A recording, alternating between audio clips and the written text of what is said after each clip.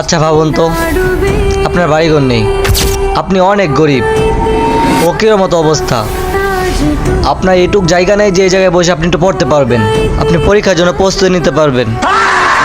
এইরকম একটি গরিব ছেলে সন্তান আমি পেয়েছি, এটাও আপনাদেরকে দেখাবে আমার সহকারী ইকবাল। এই মুহূর্তে দেখাবো এই মুহূর্তে আপনাদেরকে দেখাবো একটা ছাত্র কিভাবে পড়ছে শুধু পরীক্ষার জন্য। চলুন দেখি। এই ভাই, আপনি বাসা বাড়ি রেখে এই গহীন জঙ্গলে কেন? তুই এই জায়গায় জঙ্গল ফেলি কই?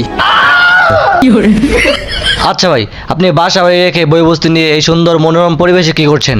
বাইক কারেন না, আচ্ছা, আপনার যে কালকে পরীক্ষা, আপনি পরীক্ষার জন্য কেমন প্রিপারেশন নিলেন? পুরাই বাবু। যাই হোক, আচ্ছা আপনি এত বই বস্তু মিলে বসে আছেন, প্লাস অনেক মনোযোগ দিয়ে পড়তেছেন, আপনার এত মনোযোগ দিয়ে পড়ার কারণটা কি আমার দর্শক মণ্ডলী বা আমরা জানতে পারি? আরে ভাই বললেন না,